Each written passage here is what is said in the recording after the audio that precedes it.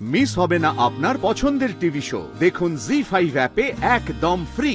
এইটা ওর কাছে আমার প্রশ্ন যে ও কোন ধরনের গানটা গাইতে পারে না, কোনটা গাইতে পারিস না?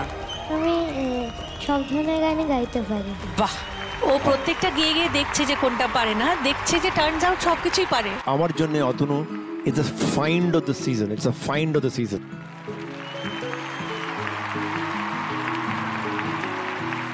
Thank you Atanu so much. Thank you sir. Atanu, এক তো দেখতে তোকে ভীষণ সুন্দর লাগছে আজকে, সাজুগুজুটা খুব ভালো হয়েছে, আর অসাধারণ গেয়েছো, অসাধারণ। Thank you ma'am. আর অতনুর এত যে ভালো গাইলো আজকে অতনু, এবং অতনুকে আজকে যে এত সুন্দর লাগছে তার একটা স্পেশাল কারণ আছে। আজকে ভাইপো বাবুর জন্মদিন।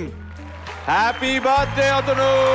Happy birthday, happy birthday to you, happy birthday to you, happy birthday dear Atanu, happy birthday to you. Cake ইত্যাদি প্রভৃতি সব রেডি আছে অতনু, এই ব্যাপারে তোকে চিন্তা করতে হবে না, ঠিক আছে? But very happy birthday thank you Atanu. लेकिन आज है ना, हम आगे जाने से पहले मैं ये इस माहौल के बारे में, बहुत क्या माहौल है यार, ये जो है ना मेले का जो माहौल है, मुझे ऐसा लग रहा है कि मैं स्टूडियो में नहीं, एक मेले में आया हूँ और वहाँ पे मिठाइयाँ भी बन रही हैं और उधर कठपुतलियाँ हैं। ये माहौल इसलिए बनाया गया है क्योंकि ये पौष मास है और सबका सर्वनाश होने वाला है। अयो बाबा।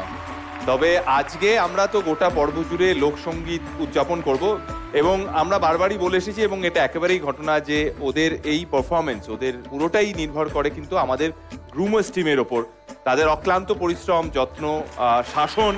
এছাড়া তো এটা সম্ভব হতো না, তাই আরও একবার ধন্যবাদ তো জানাবোই।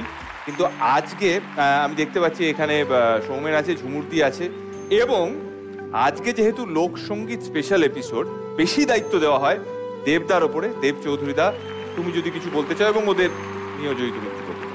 আমরা এই গানটিকে প্রথম একটি পপুলার ভার্সন পাই স্বপনদার কণ্ঠে, বাংলার প্রথম আরবান ফোক রকস্টার, বাংলার প্রথম।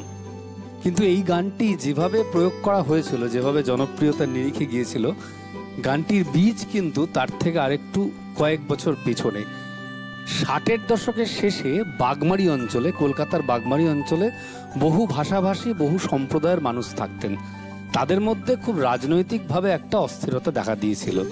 সেই সময় এই গুরুদাস পাল, অর্থাৎ গানটির যে পদকর্তা, গানটির যে রচয়িতা এবং সুরকার, তিনি এই গানটিকে তৈরি করেন, এবং এই গানটি সেই সময় ভারতীয় গণনাট্য সংঘের পক্ষ থেকে বাসুদেব বসু গানটি রেকর্ড করেন। অস্থিরতা বা রাজনৈতিক যে টার্বুলেন্স, এটাকে মানুষকে অ্যাওয়্যার করার জন্য, সাবধান করার জন্য, অর্থাৎ মুখ আর মুখোশ যে আলাদা সেটা বলার জন্য। মানে গানটির বহিরঙ্গে একটা অদ্ভুত মজার থাকলেও অন্তরঙ্গে একটা গভীর বাণী বা আমাদের একটা দিক নির্দেশিকা দেয় আর কি, এইটুকুই বলার ছিল।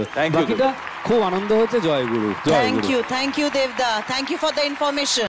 জি5 ডাউনলোড করুন আর সব এপিসোড দেখুন একদম ফ্রি।